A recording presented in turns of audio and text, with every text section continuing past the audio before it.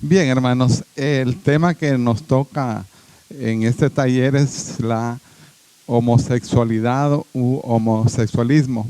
Es un tema tan profundo como complejo y es un tema de carácter vanguardista porque es un tema actual y es un tema que tiene relevancia e importancia a nivel social, a nivel cultural, a nivel político y también a nivel religioso, que es lo que nos corresponde hacer más énfasis en esta tarde. En el mundo posmoderno, donde estamos nosotros hoy en día, hay una serie de pensamientos tan complejos que tiene que ver mucho con nosotros como cristianos. Es decir, cómo vamos nosotros a vivir, cómo vamos a relacionarnos y cómo vamos a dar respuesta a todo esta invasión posmoderna, que su característica principal es entre relativizar la verdad, el oponerse a la verdad de Dios. El principio del posmodernismo es: no existe la verdad, y lo segundo es que Dios es dejado en el camino. Dios no tiene relevancia para el hombre posmoderno.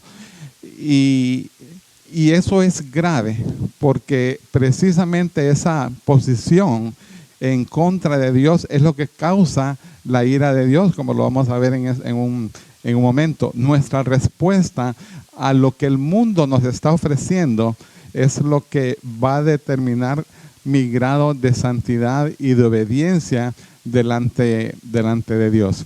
Y quisiera que abran sus Biblias para comenzar en el libro de Romanos, en el capítulo 1, versículos 25 al 27. El pastor Manuel ya habló de este versículo, pero quisiera que lo leyéramos nuevamente para comenzar y darle forma al tema que vamos a estudiar en esta tarde.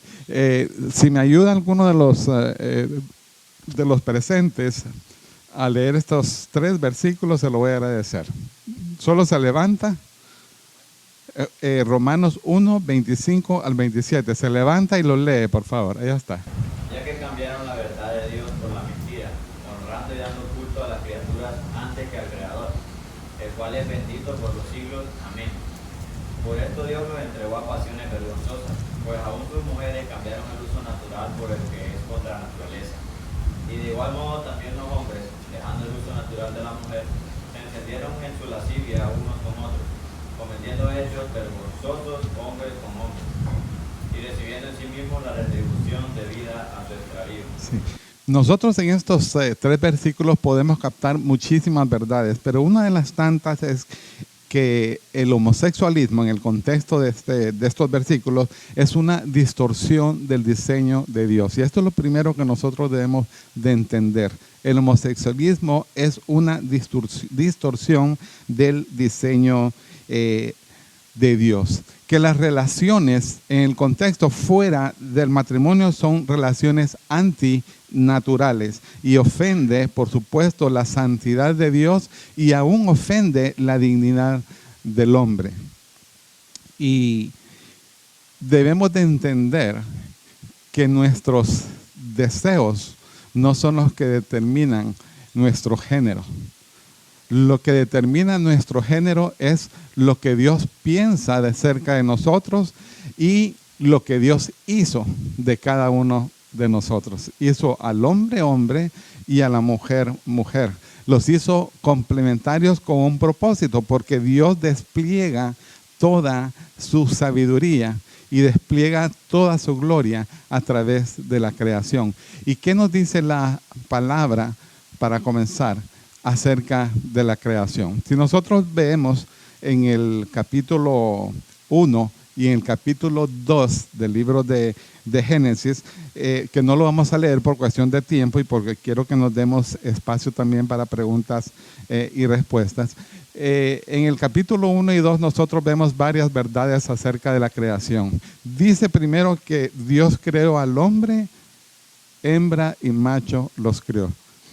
También dice que los creó, que creó a la mujer con un propósito. ¿Cuál es ese propósito?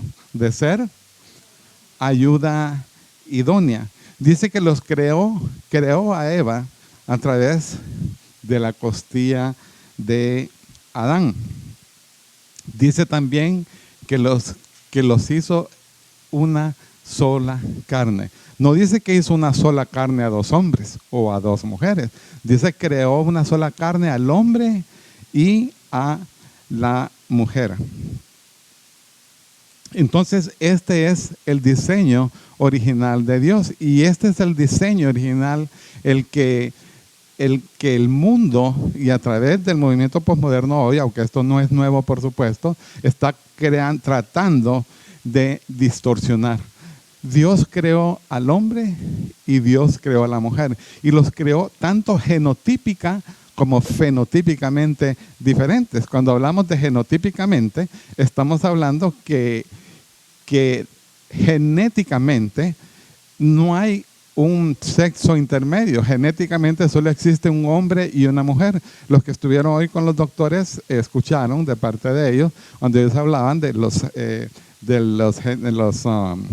XX y XY, los cromosomas XX y XY son uno para el hombre, otro para la mujer, ¿verdad? Pero no existe un género intermedio. Y Dios los creó diferentes en este sentido. Y también los creó diferentes fenotípicamente. Es decir, hay características propias de un hombre y características propias de una mujer.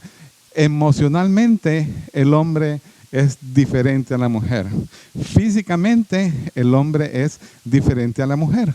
Y ese es el diseño divino de Dios. No hay otro diseño. Cualquier otra forma de vida sexual que el hombre quiera interpretar está fuera del contexto de las Escrituras. Y esto es importante que lo entendamos, porque en el mundo, hoy en día, todavía está tan fuerte la presión de estos movimientos LGTB y todo lo que queramos llamar, aún dentro de las iglesias. Y quizás hablemos un poquito acerca de las iglesias progresistas, que es otro fenómeno que se está, muchas gracias, que es otro fenómeno que se está dando el día de hoy.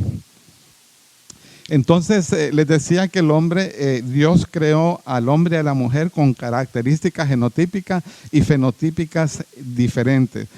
El mismo apóstol Pedro habla acerca de la mujer diciendo como vaso más frágil. Entonces, nosotros podemos ver que aún en las Escrituras y basados en la misma sabiduría de Dios, ha escogido con diferentes características al hombre y a la mujer. Pero, ¿qué pasó? Que podemos verlo en el jardín del Edén. ¿Qué pasó en el jardín del Edén? Dios le dio instrucciones al hombre acerca de cómo iba a hacer mayordomía a su creación, y también le dio instrucciones acerca de no comer del árbol del conocimiento del mal. Eso está de más decirlo porque ustedes perfectamente lo saben. Pero ¿qué sucedió? El hombre cayó, el hombre desobedeció, y por causa de eso se corrompió la raza humana. Y junto con esa corrupción también hubo una distorsión de la sexualidad. Y en ese proceso de distorsión llegó también la distorsión, una de las distorsiones más aberrantes, que es precisamente la degradación del diseño de Dios a través de la homosexualidad. Quisiera que yo les dé una guía ahí solamente porque quiero seguirla. Si ustedes necesitan hacer alguna pregunta o algún comentario, perfectamente lo pueden hacer. Lo único que les voy a pedir es que sea corto para que podamos avanzar, porque el tema es largo y sé que se va a dar también a muchas preguntas. Y quiero dejar los últimos 20 minutos precisamente para el tiempo de preguntas y respuestas. Hablo ahí de la revolución sexual. ¿Qué es la revolución sexual?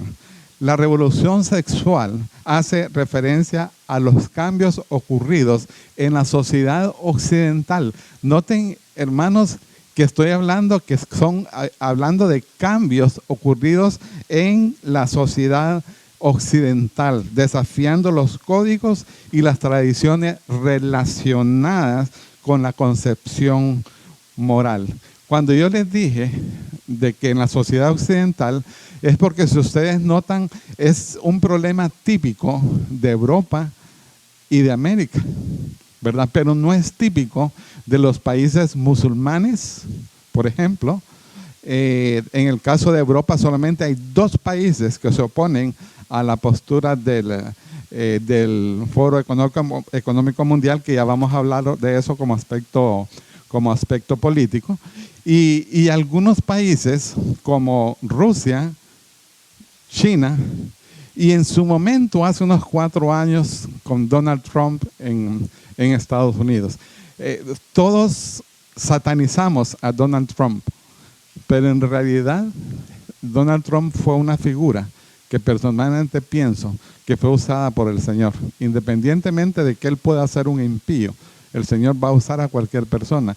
Y Donald Trump fue un tropiezo para todo este movimiento globalista y todo el foro mundial que apoyan precisamente estos movimientos antimorales. Entonces, la revolución sexual tiene que ver con todos esos cambios de la sociedad occidental con respecto a la moral, respecto a la sexualidad. Se trata de una lucha por el contexto en que se deben de llevar a cabo las relaciones sexuales.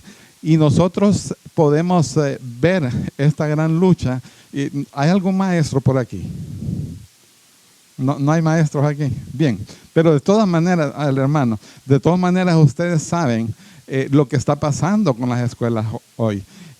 Parte de la revolución sexual tiene que ver con la educación de los hijos, y lo vamos a ver dentro de un momento, por cierto, de qué manera es que está ejecutándose ese plan con un alto contenido ideológico dirigido principalmente en este momento a las escuelas, porque nosotros ya posiblemente estemos formados, pero los niños todavía no están totalmente formados emocional o psicológicamente. Entonces son susceptibles al cambio y a la influencia. Y por eso es que estos movimientos de la revolución sexual están dirigidos o ha dirigido su trabajo hacia los menores de edad y hacia las escuelas. No sé si ustedes han escuchado o en los diarios donde sea las famosas frases del movimiento LGTB: venimos por sus hijos. Y eso no es una broma. O sea, esa es una realidad. Venimos por sus hijos. Y eso lo están demostrando, y muchos de ustedes, si tienen hijos pequeños, se dan cuenta de la presión que están teniendo en ese contexto. La revolución sexual plantea 4 aspectos fundamentales, y se los voy a mencionar. Lo primero, que el hombre es sexual desde que nace. Sí, cierto, el hombre es un ser sexual. Así nos creó el Señor, con el propósito de procreación y también de recreación, porque Dios así lo quiso. Pero el propósito principal era la multiplicación de la especie. Así que sí, el hombre es un ser sexual, estamos de acuerdo con eso. Pero noten lo que sigue, el segundo punto de la revolución sexual. La búsqueda del placer humano es un derecho humano fundamental, tanto de niños como de adultos. Ahí va. El sexo es un derecho fundamental, tanto de niños como de adultos. ¿No les parece que de ahí empezamos a equivocarnos? Tercera cosa, que cualquier impedimento a una violación a los derechos humanos que cualquier impedimento es una violación a los derechos humanos. Si nosotros negamos y no queremos permitir que nuestros hijos desarrollen ciertas actividades que no son moralmente correctas, estamos violando su derecho. Y eso en Estados Unidos, ustedes lo saben, aquí creo que todavía no ha llegado, pero la tormenta se avecina, como dice Albert Mohler. Estamos cerca, no es que estamos así como tan a años luz de que eso acontezca. Y lo 4 es que el género no es biológico. Eso sostiene la revolución sexual, que el género no es biológico. Ya ustedes lo vieron de nuevo en la mañana. Claro que el sexo es biológico, pero ellos hablan que el sexo o el género es un aspecto cultural, y para eso van a encontrar cualquier cantidad de autores postmodernistas que plantean la postura de que el sexo no es biológico, sino cultural. Bien, veamos los antecedentes. Cuando comencé, yo les dije que el problema de la homosexualidad tenía un carácter social. Les dije que tenía un carácter cultural, político y religioso. Veamos así, voy a tratar de hacer rápido cada uno de estos 4 elementos. Social. ¿Qué es lo que pasa? ¿En qué estatus social estamos ahorita? Hoy estamos viviendo un mundo y un pensamiento filosófico que le llamamos postmodernismo. Este es un término que debemos de saberlo de memoria. Estamos viviendo el postmodernismo. ¿Qué propone el postmodernismo? El postmodernismo rechaza todas esas ideas que están en contra o que plantean una verdad. Primero, niegan la verdad absoluta. Dicen que no existe la verdad absoluta, y aún la razón, recuerdan que el modernismo, el principio era la razón, ahora rechazan la razón y solamente es aplicable lo que yo crea o como yo me sienta. Eso es el pensamiento posmoderno. La verdad absoluta no existe, y sin embargo, cuando nosotros leemos en Juan 14:6, ¿qué dice el Señor Jesucristo? Yo soy el camino, la verdad y la vida. Nadie viene al Padre si no es por mí. Y unos capítulos más adelante, en el 18:37, el mismo Señor Jesucristo dice: yo vine a dar testimonio de la verdad. Por lo tanto, podemos mostrar aquí de que la cultura posmodernista es una cultura antibíblica, anticristiana, porque ellos no aseveran la verdad como una verdad absoluta. Y el posmodernismo ofrece una idea distorsionada de la palabra de Dios y hace a Dios mismo mentiroso. Y cabe mencionar de que hoy por hoy, hay como que ya estamos en un proceso de transición a otra corriente que se le llama modernismo líquido. Posiblemente dentro de un par de años ya vamos a poder decir, no, ya no estamos en el posmodernismo, ahora estamos en el modernismo líquido, que es otro cuento y que tal vez en otra oportunidad se pueda tocar ese tema. Bueno, pues bien, les decía que el primer asunto era la característica social. Estamos viviendo en un mundo diferente. La segunda característica es la relevancia cultural. ¿Qué es lo que pasa? A raíz de esta forma de pensamiento postmodernista, ahora hay un rechazo por parte de la sociedad actual y particularmente de los jóvenes al cumplimiento de las normas tradicionales. No existe una única verdad.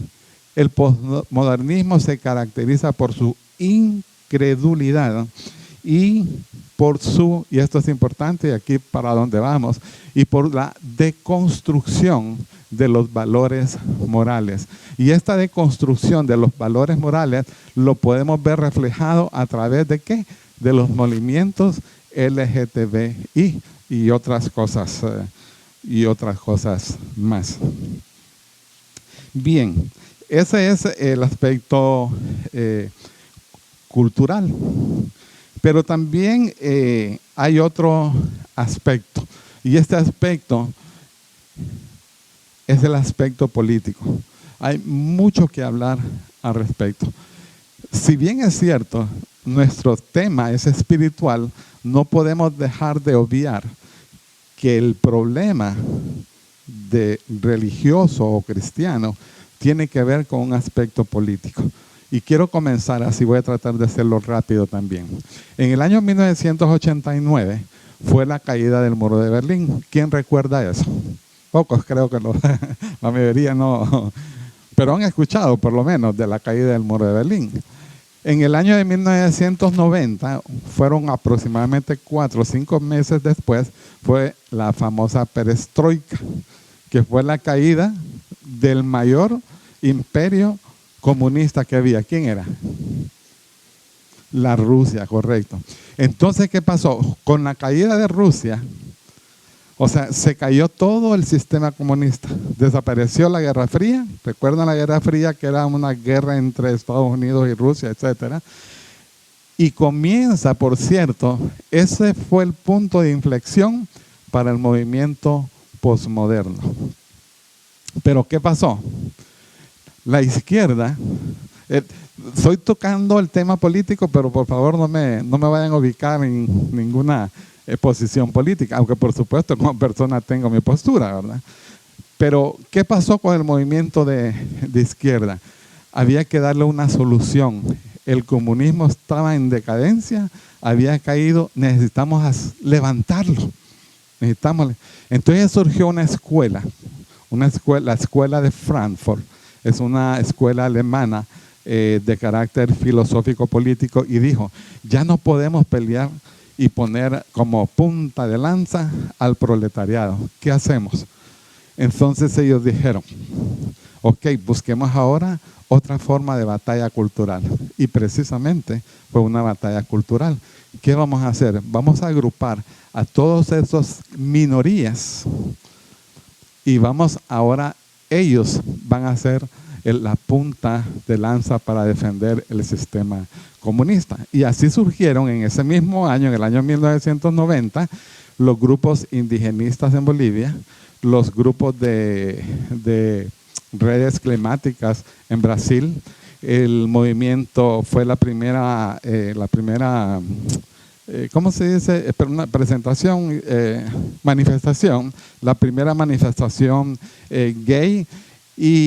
Y también en Argentina, en ese mismo año, noten qué interesante, en ese mismo año, la primera manifestación feminista, escudados en un famoso libro para ellos, que se llama Género en Disputa, de Judith Butler, donde ella manifiesta, entre otras cosas, que la feminidad es la verdadera libertad. Y no solamente eso, decían que el feminismo es la única contraposición al movimiento heterogéneo o a los etéreos, hombre y mujer. Entonces, todos estos grupos se fueron aliando, y vino a la par de todo este acontecimiento que levantó la escuela de Frankfurt, vino el Foro de Sao Paulo. Yo creo que la mayoría de ustedes han escuchado hablar del Foro de Sao Paulo. ¿A quiénes agrupó el Foro de Sao Paulo? En ese tiempo, en el 90, que fue el año que Rusia había caído, agrupó, bueno, mejor dicho, sus fundadores fueron Fidel Castro y el que ahora es presidente de Brasil, Lula da Silva. Hicieron el foro con el propósito de hacer una estrategia de cómo nosotros podemos seguir gobernando como movimiento de izquierda. Dentro de esos puntos estaba el movimiento LGTB. Entonces ahí, si ustedes leen el Foro de Sao Paulo, se van a dar cuenta que dentro de sus puntos está el apoyo a los movimientos LGTB como una clase reprimida. Ya ahora, como les decía, ya el proletario se burguesó, entonces ahora había que hacerlo a través de estas luchas. Pero detrás de todo esto, porque no me puedo detener mucho, pero detrás de todo esto hay algo todavía más profundo, y son las Naciones Unidas y el Foro Mundial, o el Foro de Davos, si ustedes han escuchado, que el Foro Mundial o la agenda globalista que ustedes fue reconocida en el año 2015, hace apenas 7, 8 años. Dentro de sus estatutos son 17 objetivos y 169 metas, pero dentro de ellas hay 3 de manera particular donde nosotros como cristianos tenemos que ponerle ojo. Uno es el derecho a la educación. Suena bien loable, porque uno de ellos, por cierto, es eliminar el hambre. Pero dentro de ellos menciona, por ejemplo, el derecho a la educación. ¿Y qué se creen que es el derecho a la educación? Es el derecho a la educación sexual. ¿Y qué es la educación sexual? Es precisamente lo que han estado ustedes viendo en las escuelas, esos libritos que ponen, etcétera. Pero ¿cuál es el propósito de todo esto con las Naciones Unidas? Porque su fin principal es reducir la población mundial. ¿Y qué mejor manera de reducir la población mundial? Apoyando los movimientos feministas que no pueden tener hijos, los movimientos homosexuales que no pueden tener hijos, o los movimientos pro aborto para reducir también la población. Entonces, de esa manera está trabajando. Eso es importante, aunque es político, detrás de todo esto hay un elemento espiritual, ¿verdad? Si ustedes ven, ustedes pueden buscar ahí en internet, Planned Parenthood. Es una organización apoyada por George Soros, que es el fundador, no el fundador, sino el principal aportante del foro de Davos. O sea, ellos tienen usted lo busca en internet y lo primero que les va a preguntar, ¿necesitas abortar? Ustedes lo pueden encontrar. Y cualquier respuesta y necesidad que ustedes tengan, ahí se los va a dar. ¿Te gustan los hombres o te gustan las mujeres? O sea, ellos apoyan todo este movimiento. Entonces eso es lo que hay detrás del Foro Económico Mundial y de la famosa Agenda 2030, a la que debemos de ponerle mucha atención, porque uno de los propósitos y de los 17 objetivos del Foro Económico Mundial es precisamente la unidad terráquea. ¿Y qué significa eso? Bíblicamente hablando.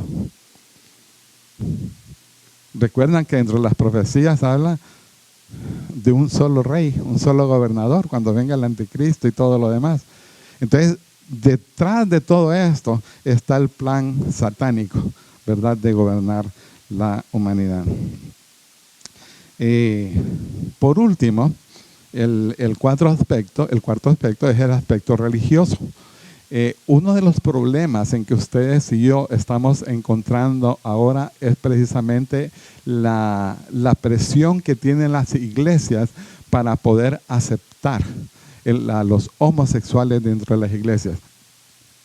Yo había traído unos libros porque quería leerles algo, pero no nos va a dar chance. Pero el asunto es de que las iglesias, ahora estamos llenos de iglesias progresistas. Es decir, iglesias que reconocen la homosexualidad como un problema menor. Bajo el lema de Dios es amor, han perdido la realidad de las Escrituras, de lo que piensa Dios acerca de la homosexualidad. Entonces debemos de también ser cuidadosos cuando escuchamos que no todo el que hable de Dios es cristiano, ¿verdad? Y las iglesias progresistas, protegidas y avaladas por la teología liberal, ellos están aceptando muchos grupos religiosos. Yo conocí precisamente en Los Ángeles una iglesia de homosexuales, una iglesia cristiana. Aquí entiendo que todavía no hay, pero no estamos lejos de eso, hermanos. No estamos lejos de eso. Voy a parar aquí porque quisiera avanzar.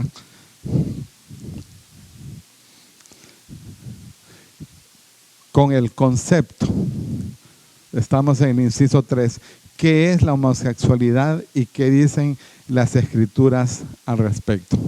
Escuchen bien la definición de homosexualidad. La más fácil, la más sencilla y la más conocida es la homosexualidad, es la atracción sexual y afectiva que una persona siente hacia otra del mismo sexo. Esa es la definición más popular que ustedes y yo hemos conocido. Pero hay una definición que yo quisiera que le vamos a poner atención, porque precisamente tiene que ver con el tema que vamos a estar ampliando en este momento. Escuchen bien la definición, una definición más amplia. La condición homosexual es una carencia en la habilidad de un niño o de una niña para relacionarse con el padre o con la madre del mismo sexo. En general, junto con el correspondiente impulso a compensar dicha carencia a través de relaciones con el mismo sexo. La persona homosexual busca llenar la legítima necesidad de amor a través de medios eróticos. En todo caso, se trata de necesidades de amor insatisfechas en los primeros estadios de maduración de un niño. De manera que se puede afirmar que la condición homosexual no es totalmente sexo, sino falta de amor, arraigo, identidad desde la infancia. Esta definición creo que nos abre un poquito más el panorama para poder tener una comprensión acerca de la homosexualidad. Porque si bien es cierto, estos elementos que mencionan en esta definición no son determinantes, porque no son determinantes. Ya dijimos que solo había hombre y mujer, pero sí llegan a ser coadyuvantes para llegar a ser homosexual. Y a eso podemos agregarle, lo vamos a mencionar ahorita que recuerdo, vamos a agregarle otros elementos que posiblemente tengamos oportunidad de discutirlos. Pero ¿qué dicen las Escrituras al respecto? En Génesis 1, 27, 28, 2, 18, 23, que ya lo vimos, Dios creó al hombre, uno a imagen de Dios, y lo creó y creó a la mujer como ayuda idónea para el hombre. Y eso ya no es discutible, ya entendemos el propósito de Dios en la creación, ¿cierto? Lo entendemos perfectamente bien. Y Dios creó al hombre, a la mujer, varón y hembra. Pero miremos lo que dice 1 Corintios 6, del 9 y 10. Así rapidito se lo voy a leer. 1 Corintios 6, 9 y 10 dice: ¿no sabéis que los injustos no heredarán el reino de Dios? No erréis, ni los fornicarios, ni los gilódratas, ni los adúlteros, ni los afeminados, ni los que se echan con varones, ni los ladrones, ni los ávaros, ni los borrachos, ni los maldicentes, ni los estafadores heredarán el reino de Dios. Entonces vemos aquí claramente qué es lo que Dios piensa y dice acerca de la homosexualidad. Dios no creó la homosexualidad. Dios creó al hombre y a la mujer. Ahora veamos cuál es el génesis de la homosexualidad. La homosexualidad nace casi con la misma historia del hombre. Cuando Adán y Eva se rebelaron y luego vemos más adelante en Génesis 19, 4, 5, vemos el primer relato acerca de un evento homosexual. ¿Quién recuerda ese primer relato? ¿El primer relato? No, Sodoma y Gomorra. Entonces, si ustedes ven, la homosexualidad es una práctica que viene con la historia misma de la humanidad, con Sodoma y Gomorra, los acontecimientos que se dieron en ese entonces, donde estas gente querían tener relaciones sexuales con los ángeles. Y luego en Levítico 18:22 leemos: no te acostarás con varón como si te acostaras con una mujer. Luego en 20:13 leemos: si alguien se acuesta con un hombre como si se acostara con una mujer, se condenará a muerte a los dos y serán responsables de su propia muerte. Y agrega aún en los versículos 26 y 27: por eso Dios los ha abandonado a pasiones vergonzosas. Incluso sus mujeres han cambiado las relaciones naturales por las que son contra naturaleza, y de la misma manera los hombres han dejado sus relaciones naturales con la mujer y arden en malos deseos unos con otros. Viene ahora la pregunta clásica.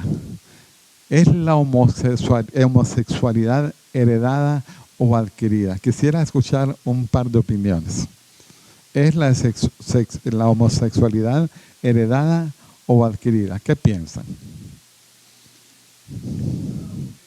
¿O adquirida?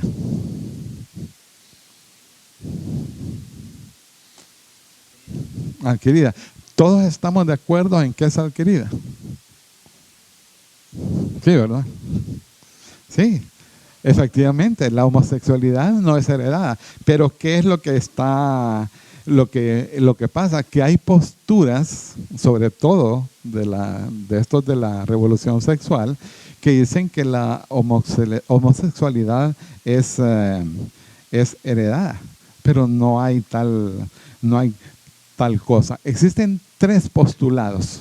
El primer postulado, que lo defiende los movimientos LGTB, la revolución sexual, las Naciones Unidas, el Foro de Davos y todo lo que yo mencioné hace un momento, que afirman que la sexualidad se hereda genéticamente y que existe un gen homosexual. Ustedes saben que eso no es posible, y científicamente no se ha demostrado que existe un gen homosexual. Pueden haber ciertas predisposiciones hacia la homosexualidad, pero no predeterminaciones. Hay que aclarar esos dos conceptos. Predisposición es cosas que puedan coadyuvar a la homosexualidad, pero en ninguno de los casos son predeterminantes a la homosexualidad. El otro postulado es el formado por el colectivo cristiano, ustedes y yo, lo que sostenemos que la homosexualidad no es sino adquirida a través de experiencias. Leímos una definición, a través de experiencias de la niñez, pero que igual estas experiencias no nos dan excusa o no le dan excusa a la homosexualidad, solo son porque no son predeterminantes. Y hay otro grupo, un tercer grupo, que postula la confabulación de factores culturales y sociales, que nos acercamos un poco, ¿verdad? Porque efectivamente la homosexualidad tiene mucha relación con factores culturales y sociales y relacionales en el contexto del núcleo familiar.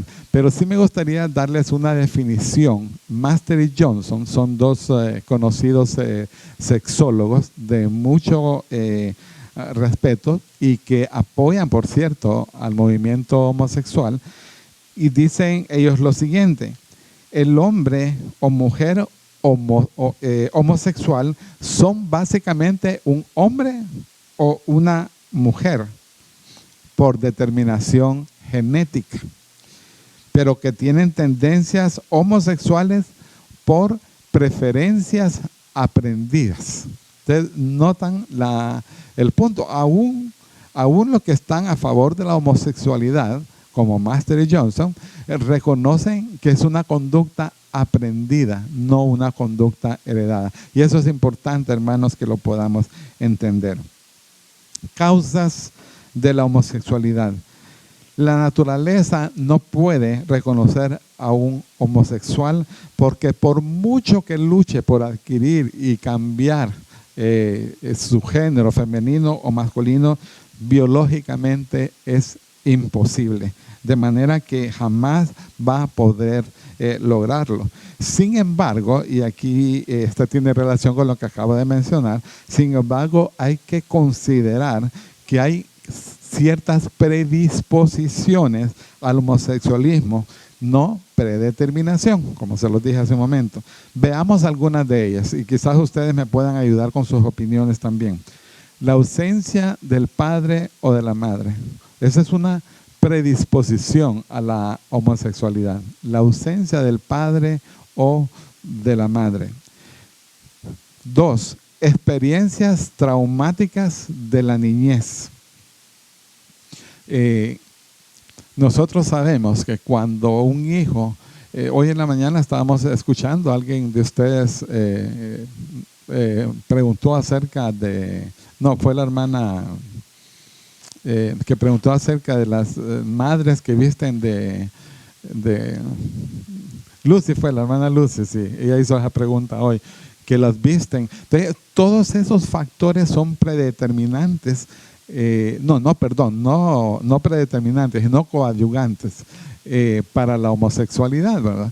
Entonces, cuando hay ausencia, por ejemplo, del padre, o sea, la madre tiende a buscar en su hijo ese grado de afectividad, y lo que logra muchas veces, no siempre, es que estas personas tengan esa o se dirijan a esa tendencia hacia la homosexualidad. Las experiencias traumáticas de la niñez son esas mismas experiencias, tal vez un padre abusivo, un padre grosero, y han habido casos de padres violadores, cosa que casi incomprensible, pero lo hay. Entonces, todas estas son causas traumáticas que se dan en la niñez. También, y esto es muy común y se da más que nada, aunque también en las zonas urbanas, pero se da en las zonas rurales, son las experiencias homosexuales o homoeróticas, ¿verdad? Y también experiencias heteroeróticas, ¿verdad? Que el tío, el primo, quien sea, llega a buscar intimidad con un niño a corta edad, y yo personalmente conozco casos, y esto crea esos traumas en los niños que llegan a su adolescencia confundidos, ¿verdad? De cuál es verdaderamente su sexo. Y esto es bien común. Yo me imagino que ustedes saben de eso, de que hay muchas experiencias y no descarto que hasta aquí pudiera haber una experiencia de ese tipo. Sí, eso es más común de lo que parece. Ese tipo de experiencias homoeróticas o heteroeróticas, ¿verdad? Bien, los elementos sociales y culturales también son coadyuvantes a la predisposición homosexual. Algo interesante es el temperamento sensible y constitución física débil. Muchas veces en las escuelas hay varones que por alguna razón pues son un poco sensibles, ¿verdad? No son tan varoniles, pero no es que no sean varones. Sin embargo, el famoso bullying que ejercen sus compañeros provocan que estas personas lleguen a ser afectivos hacia las personas de su mismo sexo. Por eso es que el bullying es tan grave. Para mí es una situación bien grave dentro de las escuelas, porque nadie se da cuenta del gran daño moral y emocional que se ejerce en un niño con este tipo de conducta de los compañeros. Los primeros que hay que enseñar en las escuelas es a los muchachos, precisamente, a respetar a sus compañeros. Y lo otro es la falta de identidad parental y carencia afectiva. Cuando el hombre o la mujer no encuentra esa identidad, sea en su padre o en su madre, o no tiene o no ha tenido la experiencia afectiva de cada uno de ellos, lo más normal o lo más común más bien es que ellos busquen esa forma de afecto afuera, ¿verdad? Fuera del contexto familiar. La homosexualidad como pecado contra Dios. Todo lo que no se conforma con el carácter moral de Dios es pecado. Por lo tanto, la homosexualidad degrada a Dios y rechaza su diseño. Pero ¿qué es lo que hace que el pecado sexual sea tan agravante delante de Dios? Me gustaría que buscaran así rapidito en 1 Corintios 6, 18 al 20. Y el que lo tenga tal vez se levanta y me lo lee.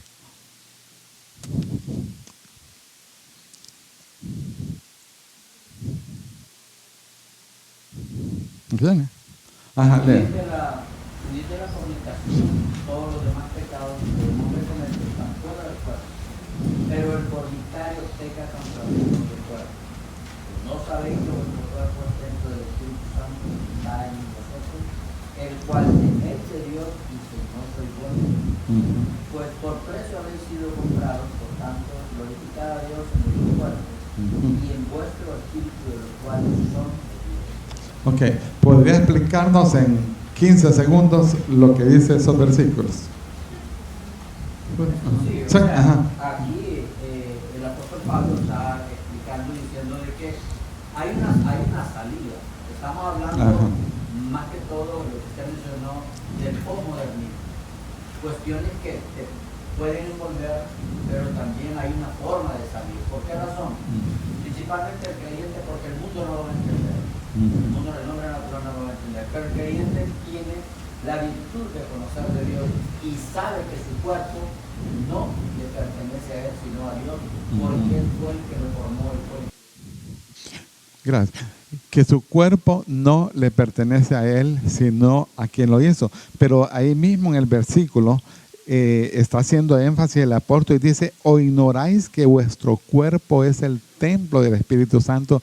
Y eso es lo que agravia aún más el pecado sexual. Y en este punto quiero decir el pecado sexual porque no estoy hablando en este punto no estoy hablando solo del homosexualismo, estoy hablando del adulterio o de la fornicación, porque los tres son pecados que atentan, ¿verdad?, contra la dignidad de Dios. Ajá, sí. Sí, esa es otra forma sí, eso es lo que es pues normalmente pues es más a nivel de jóvenes, ¿verdad? Pero sí, efectivamente atenta también contra la dignidad de Dios. Y por eso es que para los jóvenes hay alternativas para poder luchar contra esos hábitos pecaminosos delante de Dios. Pero eso pues igual es para otro tema. Ahora la pregunta: ¿hay esperanza para el homosexual? Claro que hay esperanza para el homosexual, pero ¿cuál es el problema? Bueno, primero, y tenemos que comenzar por nosotros mismos, o sea, el cristiano no es homofóbico, ¿cierto o no? O no deberíamos, más bien, porque normalmente sí lo somos. Tenemos esa tendencia a ser homofóbicos, pero ese es el primer trabajo para ustedes y para mí. O sea, nosotros no podemos ser homofóbicos porque eso estaría en contra de la voluntad de Dios. Lo que nosotros tenemos que hacer es decirle a la persona que lo amamos y que Cristo también los ama. Cuando nosotros entendemos esa verdad, posiblemente vamos a poder liberar a esa persona. ¿Por qué? Porque muchas personas homosexuales quieren buscar a Dios, pero tienen vergüenza. Pero si nosotros proveemos la confianza y el amor necesario, posiblemente esa persona va a poder hablar con nosotros, va a poder despojarse de esa carga, porque lo es. Para muchos homosexuales, su homosexualidad es una carga, porque en su corazón están conscientes que están atentando en contra de Dios. Entonces hay tres realidades que el homosexual debe saber: que el Señor Jesucristo murió tanto por ellos como por nosotros. También debe saber que todo pecado, independientemente de la naturaleza del pecado, lo que requiere es arrepentimiento. Y tres, y quizás lo más importante, es que no hay pecado que no pueda ser perdonado. Normalmente el homosexual y nosotros vemos la homosexualidad como el más vil de los pecados. Y ese es el gran error en que nosotros nos hemos visto. Y yo mismo he sido confrontado con esa realidad. Tenemos que verlos con amor, como vio Jesucristo a la prostituta. ¿Recuerdan en Juan 8, creo que es? Juan 8, es el encuentro de Jesucristo con la prostituta. Todos estaban acusando a la prostituta. ¿Y qué le dijo Jesucristo? Ajá, le digo, vete, pero escuchen bien lo que agregó, vete y no peques más. Entonces, ese es el trabajo nuestro. No es rechazarlos, no es ahuyentarlos más, sino debemos de expresarles nuestro amor, debemos de expresarle el amor de Jesucristo y debemos expresarle la necesidad que tiene de reconciliarse con Dios a través del arrepentimiento. Y en eso yo estoy seguro que ustedes y yo estamos luchando, porque nos cuesta, porque somos como muchas iglesias, muchas, pero muchísimas iglesias que son iglesias legalistas. O sea, hablan y condenan a la homosexualidad, pero de lo que menos hablan es de la gracia de Dios para con ellos. Sí. Uh-huh.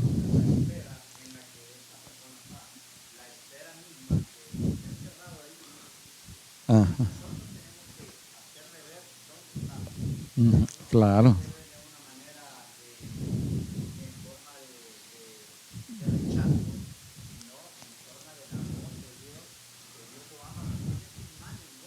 Exacto. Y que la diferencia con nosotros es que hemos sido perdonados, nada más. Pero también hay algo importante en este punto, es tampoco sobemos el pecado de la homosexualidad, porque muchos nos excedemos y los aceptamos, le damos la manito. Entonces con eso, con nuestros gestos y nuestras actitudes, estamos aceptándoles el pecado.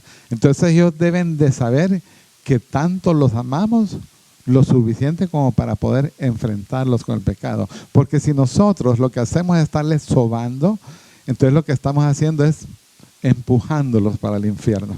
Y no es eso lo que queremos, ¿verdad? Entonces no confundamos esa clase de amor, porque la verdad está por sobre el amor. Hermana. Sí.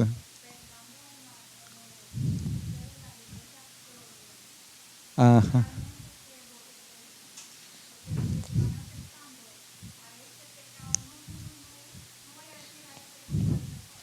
Uh-huh.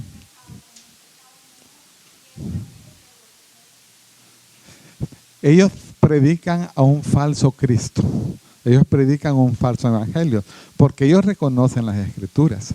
El problema es que como las iglesias progresistas están influenciadas por la teología liberal, y la teología liberal es que dice que algunos versículos de la Biblia están tergiversados, o que lo que decía Jesucristo con respecto a eso no era eso lo que quería decir. De eso se encarga la teología liberal, de tergiversar, ¿verdad? El diablo no usa abiertamente una oposición, sino que de manera encubierta, de manera sutil. Entonces ellos argumentan primero que el atributo más grande de Dios es el amor. Ajá. Entonces, bajo ese postulado de que el atributo más grande de Dios es el amor, entonces dice, Dios no te va a condenar. Dios te ama. Me llamó mucho la atención. El otro día vi un video en Facebook de una persona no binaria que le hizo una pregunta al Papa. Y él lo que le dijo es, Dios no te va a condenar. Dios ama a todos sus hijos. Miren qué sutil, ¿verdad? Y un religioso que tiene tanta influencia, entonces alguien que lo escucha ve la lógica y dice, pero si Dios es amor, entonces ¿cómo es que me va a condenar? Pero es porque no conocemos los atributos de Dios. O sea, Dios es amor, también es fuego consumidor, ¿verdad? Dios se aira contra el pecado, etcétera, etcétera.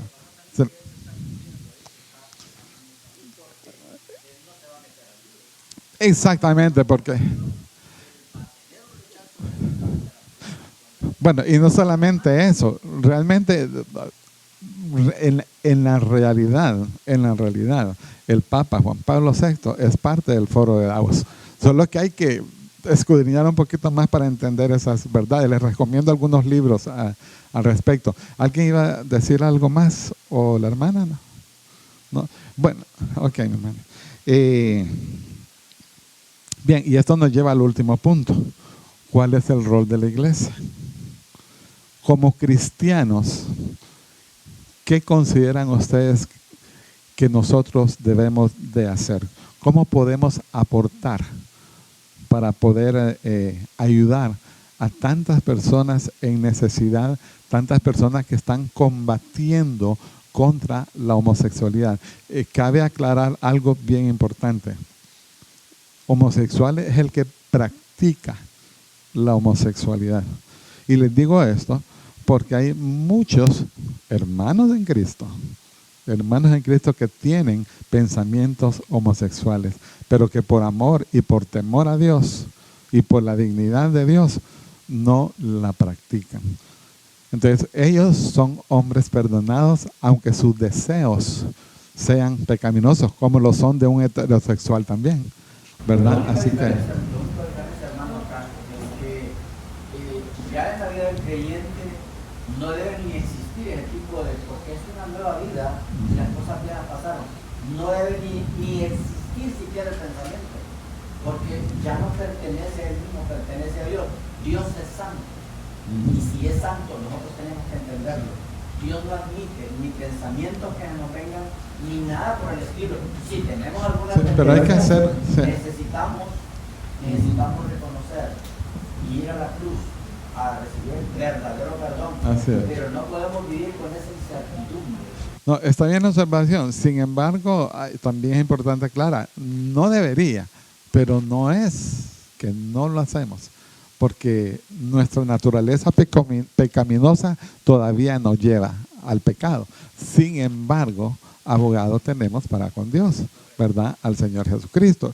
El pastor Manuel precisamente en la exposición pasada hablaba de eso, cuando hablaba en Juan, de ustedes solo ocupan lavarse los pies. O sea, todavía hay rudimentos de pecado en cada uno de nosotros. ¿Alguien está haciendo una pregunta? Sí, hermano. Por ejemplo, si hablamos de pecados, porque ahorita estamos tocando ese pecado, Sí. pero son luchas que tenemos constantes los cristianos, porque vivimos en este mundo, ¿verdad? Así es. Por ejemplo, bueno, ¿para qué vamos a mencionar? Pecado X, cualquiera, un pensamiento malo, un mal deseo malo del corazón, y eso se nos viene. Entonces, como dice usted, que se dice homosexual al que practica, pero si alguien ya ha venido a Cristo, ha sido perdonado, está luchando con ese luchar pecado. con ese pecado. Sí, así Y es. Dios lo sabrá librar, ¿verdad? Pero es normal que esa persona, ¿verdad?, que le vengan esos pensamientos. Lo importante es que no vaya, no ceda a la tentación. Así es, hermano. Para terminar, entonces, les hacía la pregunta de como iglesia, ¿qué creen ustedes que debemos de hacer? Primero es que la respuesta de la iglesia hacia el homosexual debe ser lo más amorosa posible. No podemos prejuiciarnos. Muchas veces hasta pudiéramos no estar muy cerca de una persona que anda buscando a Dios y lo rechazamos en el inconsciente, lo estamos rechazando porque no tiene esa misma perspectiva con respecto a la sexualidad conmigo, ¿verdad? Entonces tendemos a rechazarlo, pero el primer paso es que tenemos que hacer lo más amoroso posible. Y ya lo vamos a ver ahorita con las conclusiones, algo de eso.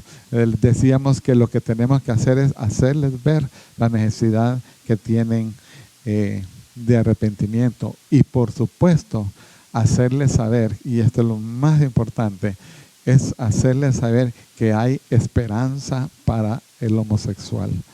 Hay cientos de casos, y ustedes pueden escuchar testimonios de hombres, hoy pastores inclusive, hoy otros felizmente casados, etcétera, de hombres que practicaron la sexualidad, pero que creyeron en la esperanza, fueron perdonados, fueron reconciliados y fueron rehabilitados, ¿verdad? Ahora ellos son varones, o a la inversa también, ¿verdad? Mujeres que antes eran lesbianas y se convirtieron en mujeres. Hay testimonios de mujeres de ese tipo también. No hay un pecado, por sucio que no sea perdonado por nuestro Señor. Y solamente el amor de Cristo y el amor de nosotros los va a liberar de ellos. Conclusión. Quiero concluir para terminar, para luego darle el paso a preguntas. Como conclusión, solo hay 2 instituciones que pueden hacer frente a la batalla espiritual en contra de Dios a través de la homosexualidad. ¿Cuáles creen ustedes que son? 1, la familia. ¿Por qué la familia? Porque la familia, el concepto de moral y cívica, recuerdan el concepto de moral y cívica desde que hace 15,000 años, ¿verdad? Porque la familia es la cédula de la sociedad. En la familia es donde se forman la parte emocional principalmente de los hijos. Y esto, sobre todo para los jóvenes que tienen hijos todavía pequeños o preadolescentes o adolescentes, ustedes tienen una gran labor, tienen un gran compromiso delante de Dios de tomarse el tiempo necesario para dedicárselos a sus hijos. Los varones necesitan la identidad sexual con su padre y las niñas necesitan la identidad sexual con sus madres. Pero no seamos haraganes. Es que el problema es que necesitamos tiempo para hacerlo, ¿verdad? Pero ese es el reto para ustedes, las madres y los padres que todavía tienen jóvenes en sus casas. Entonces, la familia es la cédula más importante de la sociedad, dijimos, y la iglesia como la institución sagrada encargada de velar por la dignidad de Dios y por el bienestar de la membresía de la iglesia. Y la iglesia ofrece 2 anclas a esta sociedad.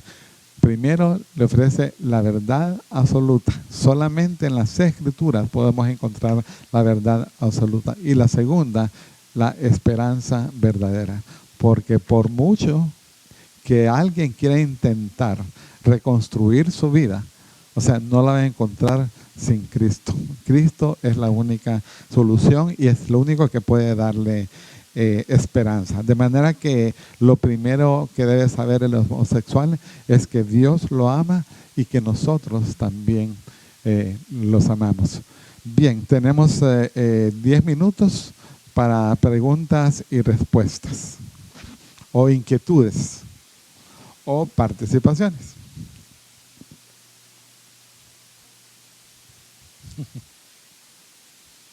Ajá, hermano. Sí, yo creo que la iglesia también, o el creyente, debe romper con un esquema, porque ¿se acuerdan cuando el Señor Jesucristo se acercaba a los pecadores y cómo los criticaron tremendamente? Pero a mí me parece que a nosotros de repente nos da como temor, o nos da de repente pena, no sé, acercarnos a ellos porque a lo mejor pensamos que nos pueden tildar que somos iguales, ¿verdad? Entonces, ese es uno de los temores del que hablamos. Sí, y entonces a mí me parece que romper con esquemas o los patrones que al final la iglesia debe entender, y qué bueno que estos estudios se estén dando, ¿verdad? Porque esa es una labor de la iglesia. La iglesia no debe obviar esta gran realidad que está ocurriendo en la sociedad y que en cierto modo representa la esperanza de salvación para todas esas personas, ¿verdad? Debemos mostrarle el amor a ellas también.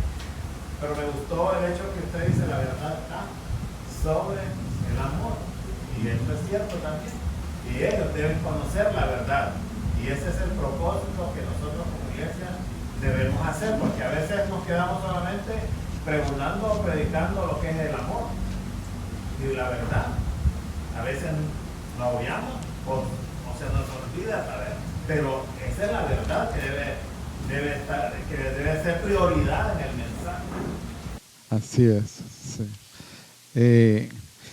Se trata de ciertos paradigmas, ¿verdad? Lo que usted acaba de mencionar, de que no nos queremos, para que no nos confundan, ¿verdad? Son paradigmas que tiene que romper la iglesia, pero tenemos que entender que aun y cuando comencé yo hablé que eran aspectos sociales, políticos, culturales, pero todo esto tiene que ver con Satanás y con Cristo, ¿verdad? Y no debemos de perder esa perspectiva. En 1 Corintios, que fue la lectura que nosotros habíamos, que yo hice, al final en el versículo 11, el apóstol Pablo está hablando a los corintios porque ellos estaban en pecados de homosexualidad y de todo lo que quieran, ¿verdad? Pero noten qué interesante lo que al final mismo les dice en el versículo 11. Y esto erais algunos, mas ya habéis sido lavados, ya habéis sido santificados, ya habéis sido justificados en el nombre del Señor Jesús y por el Espíritu de nuestro Dios. Esa es la esperanza para el homosexual, de que más adelante ellos puedan apropiarse de este versículo y decir, ya he sido perdonado, ya he sido justificado, ¿verdad? No sé si hay alguna otra pregunta. La otra cosa es el cuidado que se debe de tener, hablaste de cultura o del mismo pornoísmo. Muchas veces nos presentan películas y la película que vamos a ver, la primera escena es sexo. Y es un sexo fuera del matrimonio. Pero le enseñan que eso es muy normal. Dos personas que se conocen y se llevan bien y pueden tener una vida sexual normal. Esa es una de las mentiras. Por otro lado, sutilmente, en las películas también, el cual debemos nosotros de tener el cuidado, es el mismo homosexualismo que va infiltrado. Entonces hay que ser un poquito cuidadosos con los niños o el tipo de películas que vamos a ver. Sí, ese es uno de los problemas más serios que estamos viviendo hoy. Bueno, ya ustedes ya saben, las famosas películas de Disney, los programas. Hoy estábamos, mientras almorzábamos, alguien estaba hablando de ese programa de Peppa, no sé qué cosa, que con ustedes era, ¿verdad? O sea, los programas de niños y los que tienen hijos que ven programas de televisión para niños, deberían de darle un ojo a lo que ellos están viendo. Bueno, si no hay otra pregunta o me la hacen en el proceso, yo les dejé al final en la otra hoja, les dejé una definición de términos que nos pueden ayudar a lo que yo traté de explicarles en esta tarde. Y básicamente son definiciones, lo que es ideología de género, lo que es ser homosexual, transgénero, LGTB, lesbiana.